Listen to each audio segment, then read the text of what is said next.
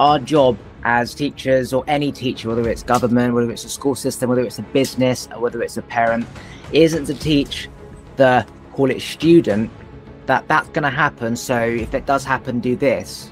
Our job is to teach them how to cope with situations, how to think through situations, how to embrace situations, how to not let these situations take over us in a negative way, where we just shut down and run away and start drinking. You're basically equipping the brain of how to problem solve. And that is a skill you can use for the rest of your life. And so with anything, whether it's relationships or school system, you're teaching them what to do based on what you think they should do. When you're at school, you're teaching everybody basically how to work for the leader, the businessman. Yeah. I was thinking that when you were speaking with this, each one of us trading our gifts with one another, there was times in humanity where that was very much what there was. We always had a system. There was always something that had to be on the board. If you think of it as a playboard, it had to be on the board, something that moves us away from being in our individually and working towards a collective good. Unity and duality are existing within one another, but in our experience with this illusion of time that we experience also, we think that there's a linear existence. That's actually something that I've been repeating in my head over the last week, actually. Haven't really heard it for a while, but just analysing what it actually means. Basically, let go and flow. Don't think, just totally. If you get a feeling, don't work out why the feeling came, the negative outcome, the positive outcome, what might happen, what happened. Just go with it. That's basically let go and let God.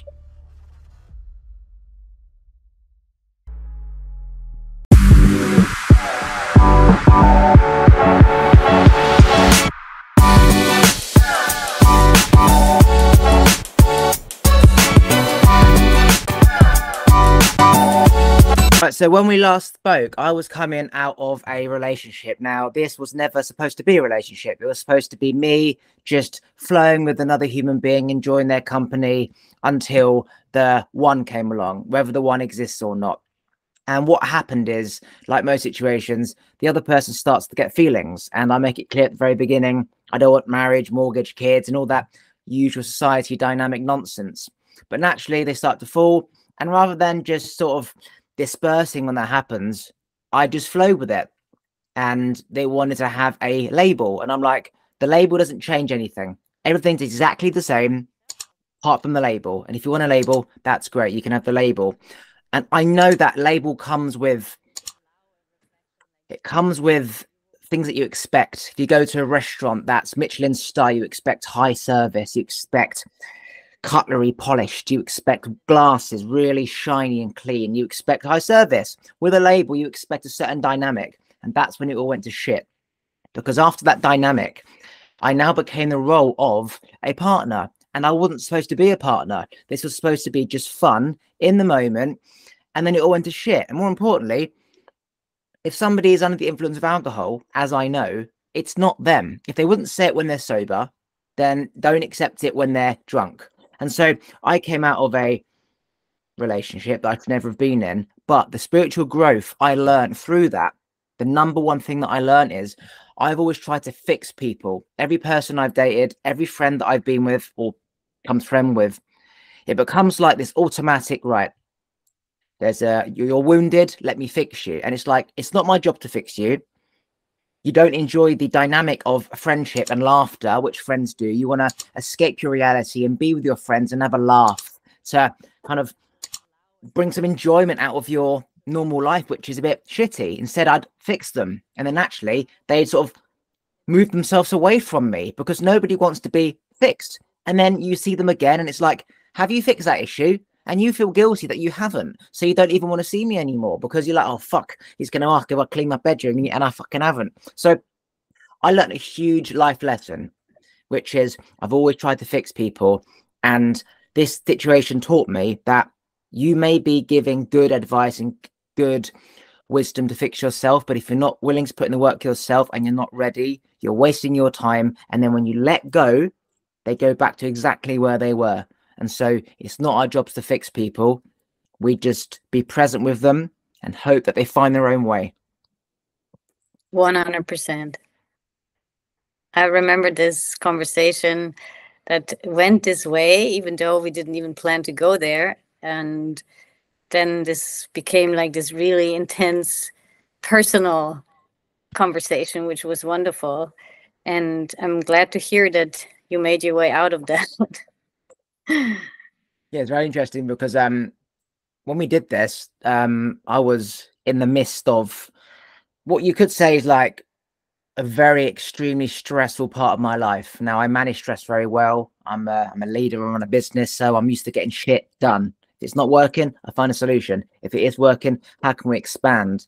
But this was a major life lesson for me. And around that time, I also lost my best friend trying to fix him. Right. So I realized that just because you have had the awakening before somebody, it's their journey. My awakening took, say, 10 years. So why would I take somebody and drag them into the future?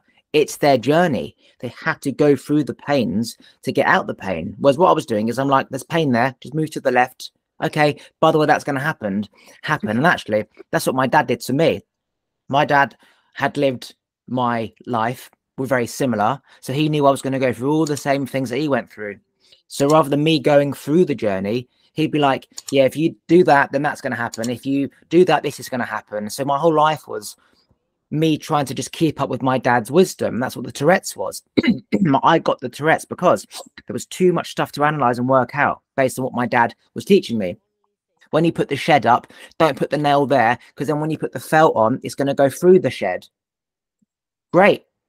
That would have happened and I would have learned, but instead he would tell me and I wouldn't do it. So I spent my whole life just taking on my dad's wisdom and not having any experience of my own, to the point where when he wasn't there, it was like, I know this shit, but I don't remember how I know it. Almost like going to university to study business, but when you run a business, what the fuck do you do? Because knowing something is very different to experiencing it. Totally. Yeah.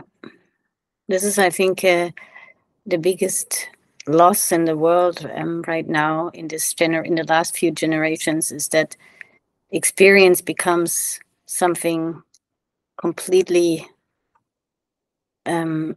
foreign almost. Everything is being lived out of the head, out of caution, out of directory. There's very, very little just jumping into the water and experience life.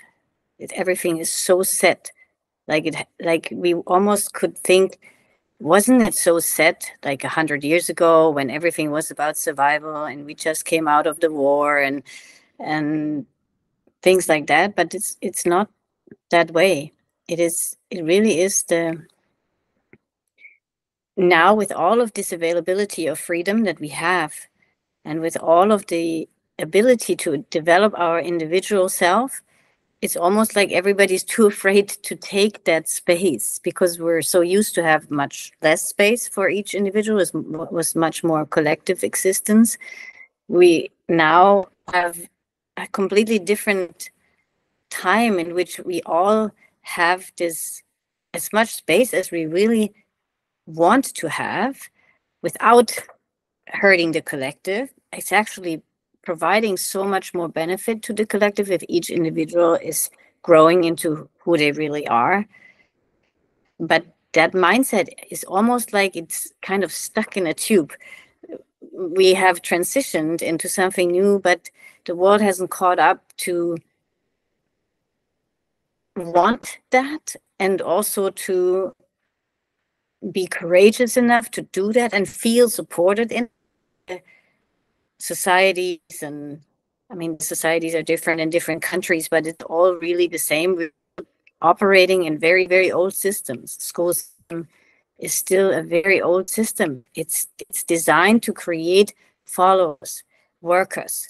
And now we live in a time where children are born, they are not followers and workers, are leaders. And this is what comes now. In the next few hundred years, we will have a completely different experience as humanity as we used to have in the past.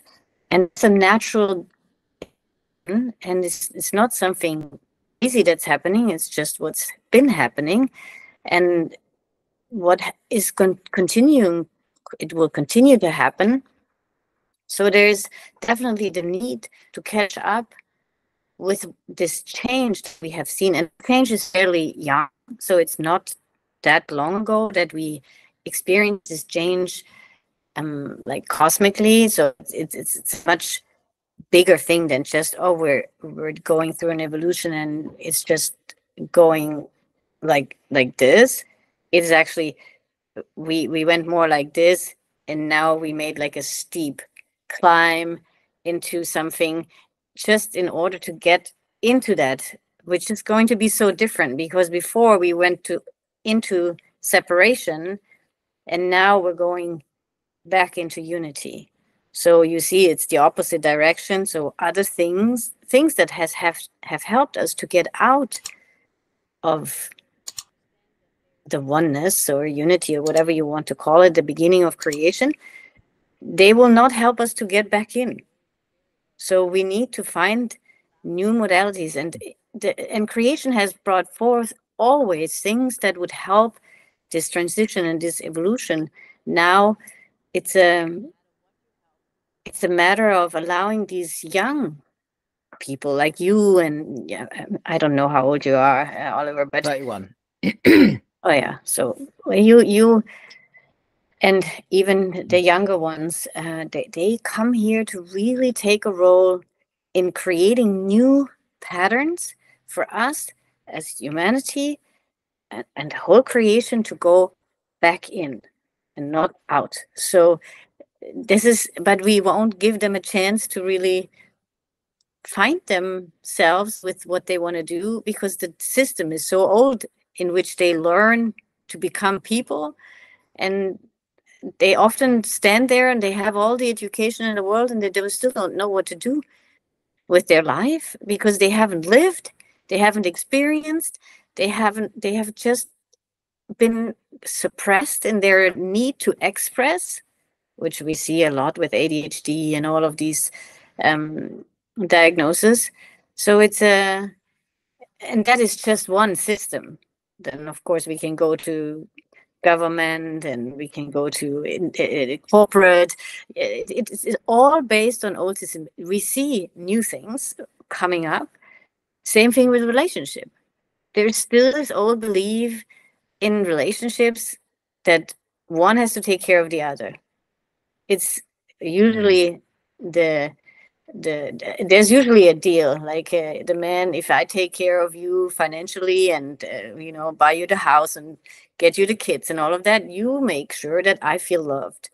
So that's all you need to do: clean my house and make me feel loved, and of course raise the kids and so on. But so these deals, that is the worst foundation for any relationship. It's really good when everybody is individually in there and does for themselves what they for themselves bring to this world, and then you combine it. It doesn't mean that you can't pay the mortgage as a man, or maybe it's the other way around. It doesn't matter. It can mix, but it cannot be energetically in this deal. I do for you this and you do for me that. That is also old system. But if we really want to become a whole with a partner, we really need to be independent. Each one needs to know who they are in some way or the other. And that's how you really create this amazingness that is now possible, that wasn't possible in the old times. So it's a transition time right now. Experience is missing. Too much caution, too much of the old world is in everybody's head, and some cultures are still struggling, also being very, very strongly in the collective still. We see that in Asia, right? There's not yet so much breaking out of the collective pattern.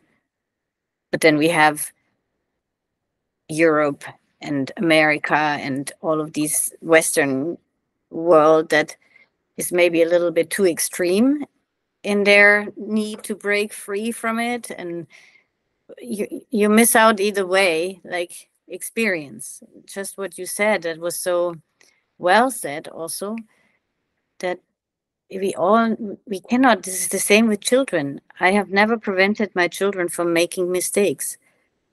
I talk to them, I have conversations, but that is only to inspire and never to tell them what to do.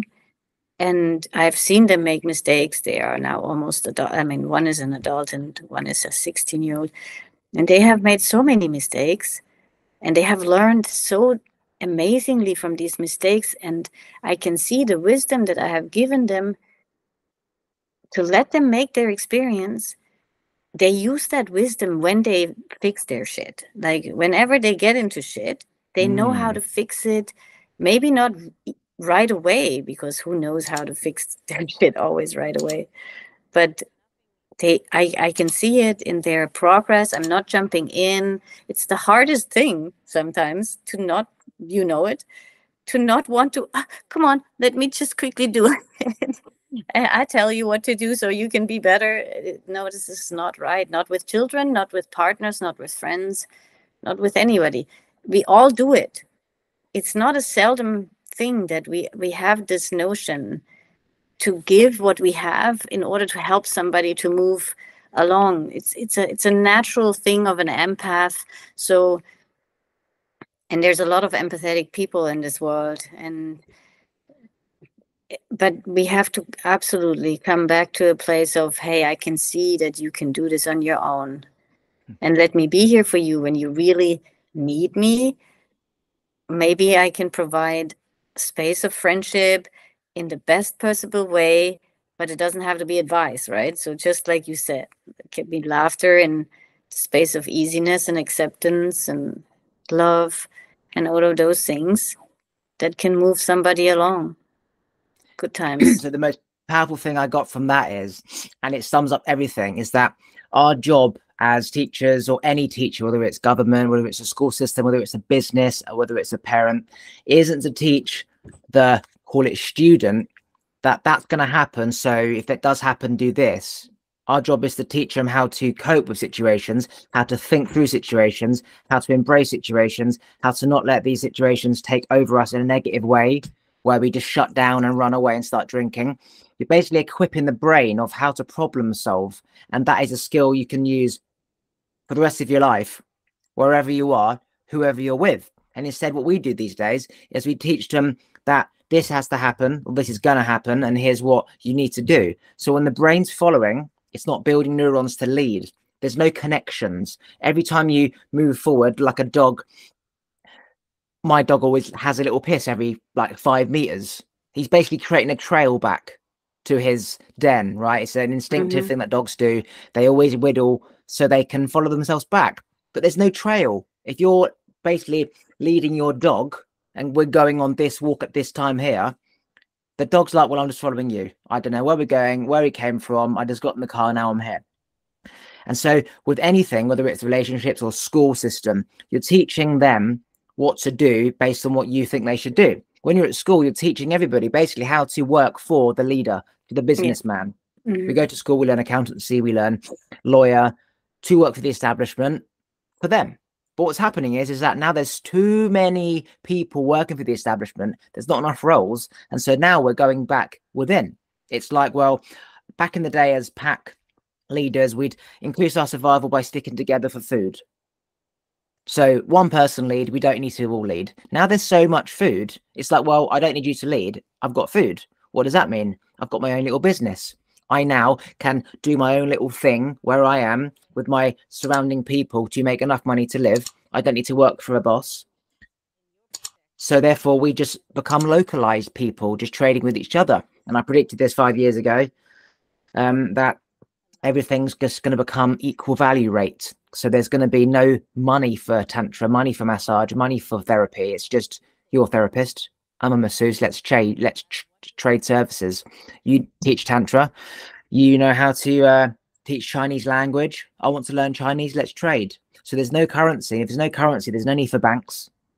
And if we're all making our own local rules, there's no need for government. And there's no need for big business if we're working for our local people. So naturally, these institutions that are teaching how to do things for them, based on the rule of you can't really lead if you're being taught what to do, everything's going to become localized and everyone's going to start coming within and leading themselves. And it takes time to build the muscle to lead. It takes time for a child to learn how to go out into the town centre by itself and get back. And then you get confidence and then it becomes your thing, rather than people saying, okay, come back at this time, you need to go this way because there's an alleyway down there and it's a bit scary. Like, let them go down the alleyway, feel the scariness, and they won't go down there.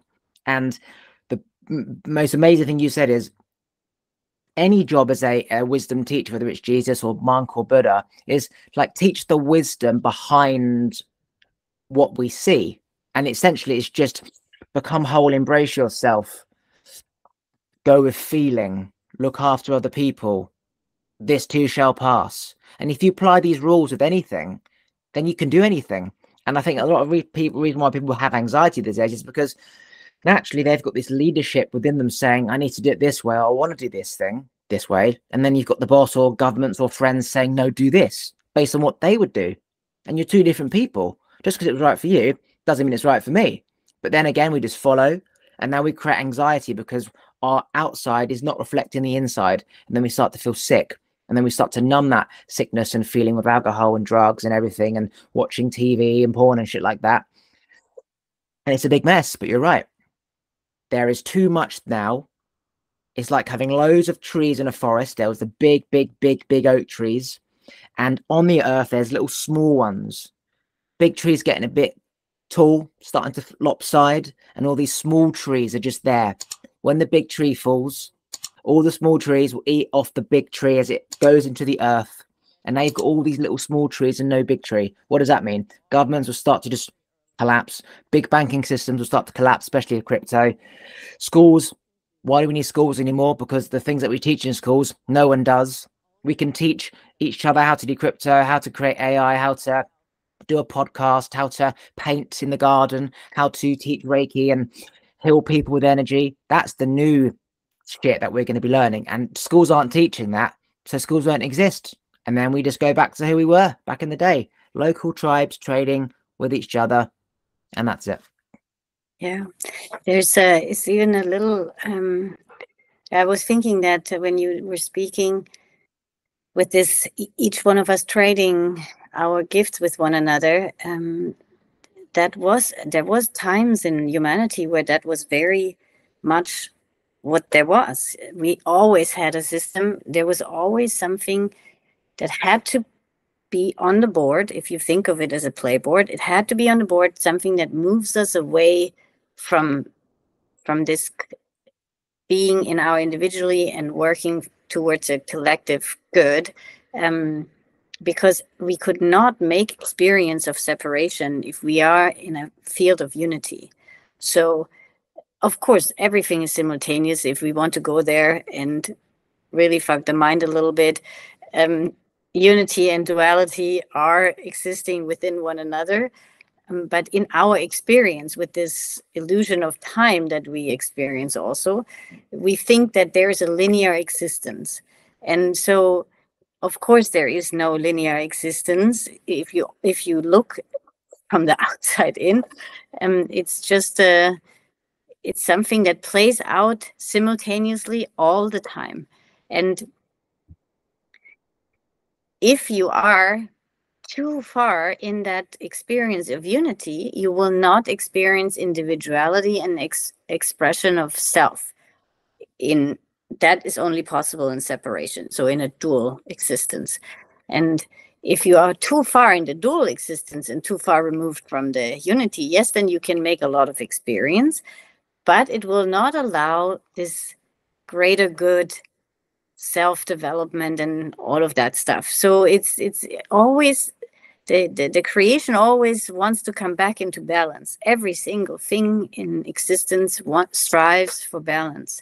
Balance will be the new theme of this age that is coming now.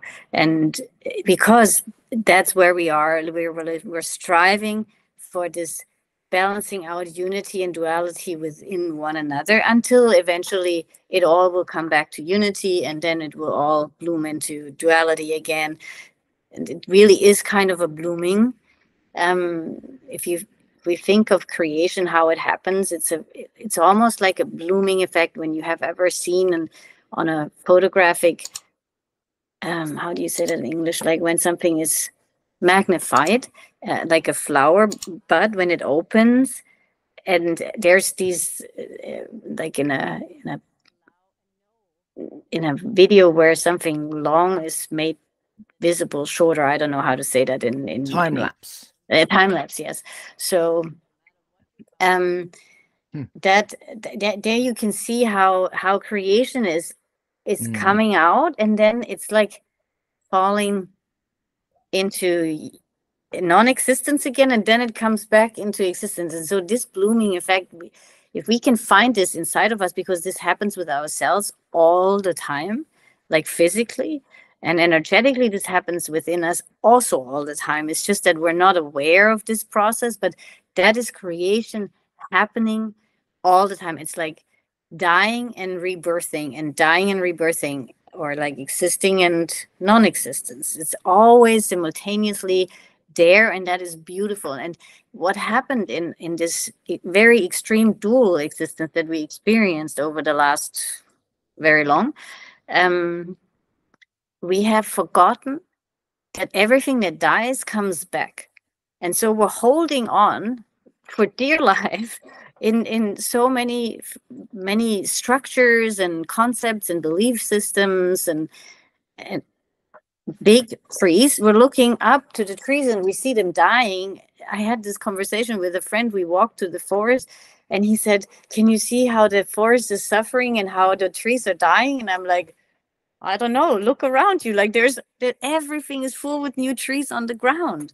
So I thought that was funny when you just said that with the trees. It was, and he was like, "Oh yeah, you're right. There's a whole new forest growing, and it doesn't matter that the old ones go. They have done their time, and they have provided us what they needed to provide, and now it's time." And I love how you put that in context to all of these big institutions and systems that we live in, have lived in, and moving out of. And the quintessential thing that we will experience now, in order to get to where we want to go, to that simultaneous existence of unity and duality again, is for us to awaken into our own gift, to really understand, what am I in essence? What is in me that I can give to this world, to bring me in balance with existence, to allow to die what needs to die. I can only let that happen if I really know who I am. If I don't know who I am, I cannot let go, because then I feel like I attach myself to so many ideas that maybe others see me like, or to the society that wants me to fulfill a role. It's very different depending on what age you are, but there's really the answer to all of this trouble is to know yourself, like in essence, to understand who you were before you became this human, and what this being that you were before you became this human wants to express of their essence into this life. And then we will have, like you said, all the Reiki masters and all the painters and the yoga teachers and the masons and all of these different things, because it comes naturally. They will all be masters because that is naturally their thing. It's, of course, it will take some time to make that happen for everyone, but in the end, this is the solution, is that everybody knows exactly who they are. You can let go of what does not fit with that. You can be feeling very, very safe in this experience of knowing that nothing can ever be lost for you, because it's all there within you. And so this is the new school system, and the optimum world would be a school system that allows children to speak their truth, and to teach them, hey, what did you bring to this world? Because little children know that. Like, a lot of them know that. They are not, just because they're little people, they're not stupid people. So this a system that will start to ask for their wisdom. And I said that to my children. I said, what can you teach me? What did you come for that we can teach each other? That was a community. Their voice was as loud as mine. Just because I'm their parent doesn't mean that I'm an adult, doesn't mean that my voice is louder than theirs. Their voice, when I come, he's playing in the children's room, playing Lego or whatever. And now I have that idea, I need to go to the grocery store. Now I'm running into his room and say, let's get going. We're going to the grocery store. Why? Why is that okay that I do that while he is within his play, which is very important for him and his development? So much better to go in, hey, at some point today we have to do groceries. When is a good time for you? And when is a good time for me? How can we come together? Balance. Yeah. So that is a conversation where the child feels seen. What does that do? It builds confidence. So with this confidence, now this child knows, okay, my voice is worth something, and I can really actually trust that voice because I have been taught to trust that voice. I have been shown that this voice is accepted. And from there on, you will see a development in a person that is strong and confident. And there is still so much space for mistakes, but they will know to listen to their own voice, to find a way out of whatever they got into, and find their place in the world, even though the world does not provide spaces yet so easily for leaders. It's there, but they don't know how to claim it yet, because there's no system that supports that yet in a grander picture. But really, this is what will happen. And then, of course, the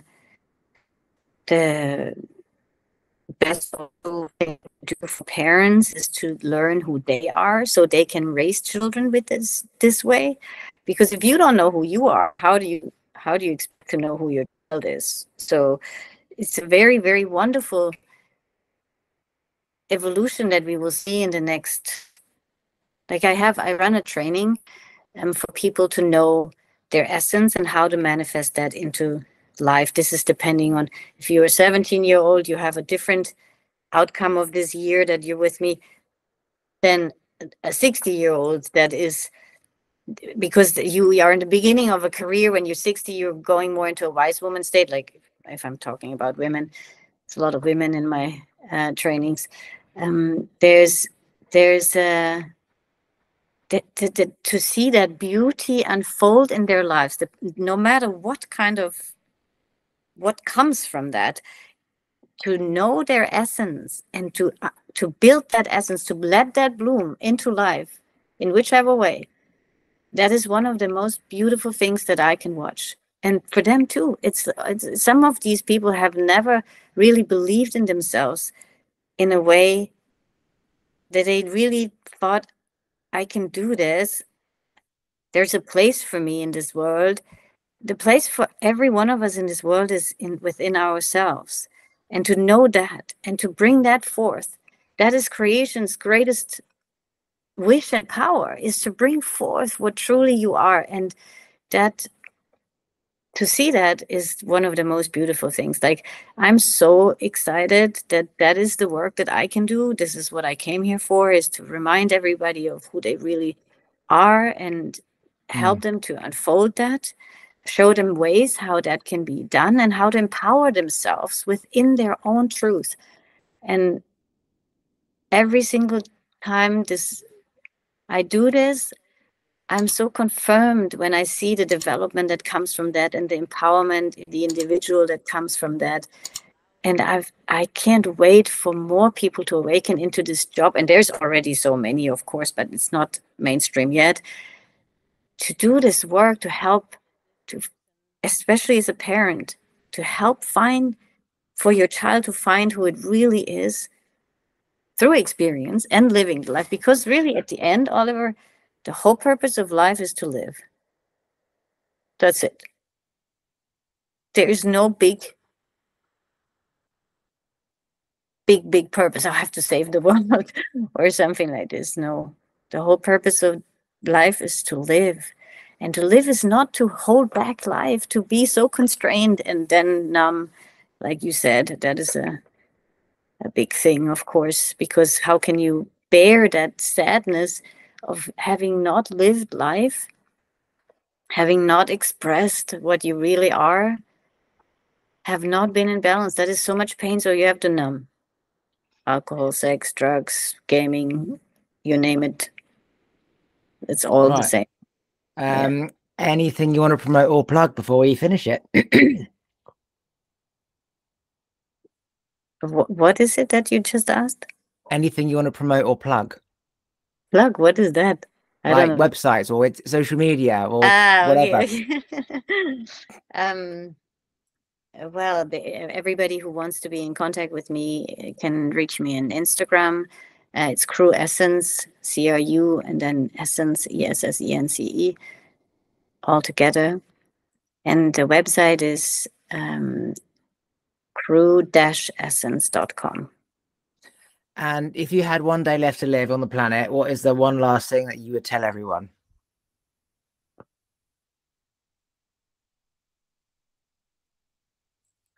Let go and let God. That's actually something that I've been repeating in my head over the last week, actually. Haven't really heard it for a while, but just analyzing what it actually means. Basically, let go and flow. Don't think. Just totally. If you get a feeling, don't work out why the feeling came, the negative outcome, the positive outcome, what might happen. Just go there. Just like if you need to have a shit, you just sit in the toilet and go. You don't think, oh, do I actually need to go? It's not 2 o'clock yet. Well, I didn't eat much yesterday, so I probably don't know. You just sit down and go. And that's basically let go and let God. Yes, that is it. Made very simple. Do I need to go? I'll give it 5.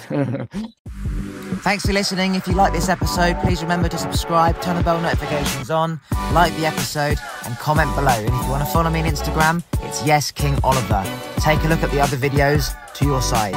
And if you just want to listen to this podcast, you can do so on Apple and Spotify and most other platforms by going to talkwitholiver.com.